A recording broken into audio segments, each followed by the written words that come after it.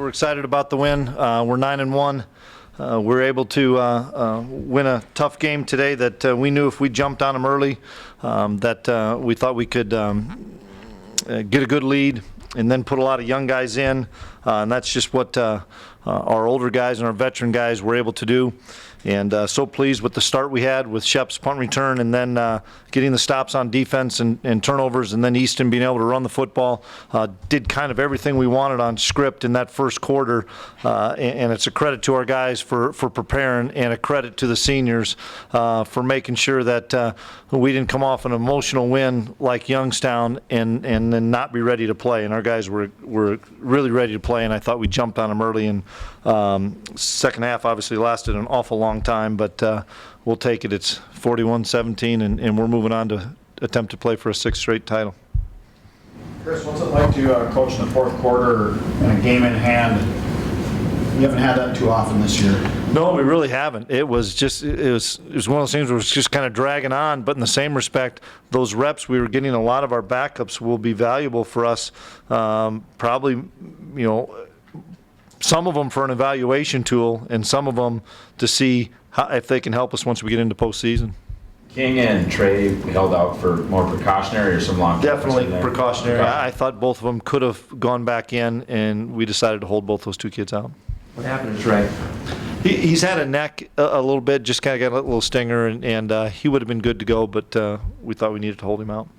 How long have you been waiting for that home run and a punt return? It seems since Perkins last year, basically. Well, and you see it in college football. It's harder to get returns with everybody's different punt formations. Everybody has gone to all these motions and shifts and different things, and even us with the ability to punt the ball up in the air and get great hang time.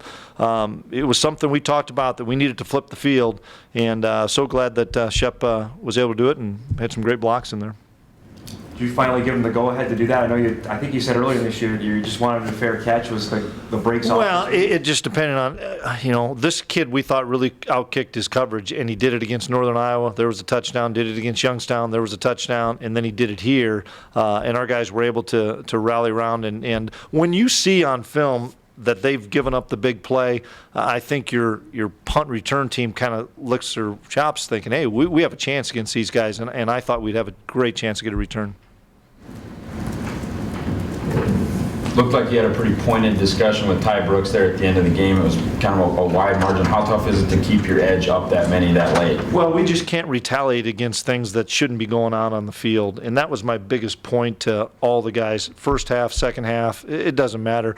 We can't lower ourselves to that level, and he's a young player, and Ty I love because he's got great competitive fire and spirit, and it's a good learning tool for him that you just can't retaliate.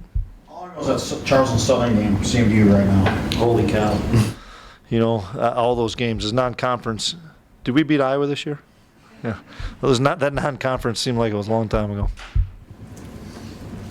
How does it feel now to have one game left and knowing exactly what you have, everything you play for us next week? No question. What we don't know is we know we're going to be playing for potentially home field at least for a game or two, but how the landscape goes, if we lose, are we even out of the seeded area? I don't know. That's where we have to put all our eggs in this game to say we're going to try to. We have to go get a win against a team that beat us last year to control our own destiny, and I would assume we would at least be in the top 4 if we would win the game. Is that odds on your backups? I mean, you got a whole quarter to look at them. I'll look at film. All right, now I've got to check and see what the film says.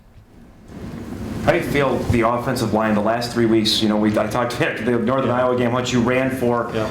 It seems like a different level the last month. Yeah, they're really playing at high level, and we have 3 seniors in there, and then a junior with a ton of experience in Coonert. Our tight ends are blocking well, and this was a great example of in the previous games we hadn't had to use Easton as much in the run game, and what a threat he is that you just can't line up and say we have to take away the backs, because I think that's what Indiana State was trying to do, and Easton made them pay. We probably could have run the same play over and over again with Easton. We just don't want to have him take any more shots.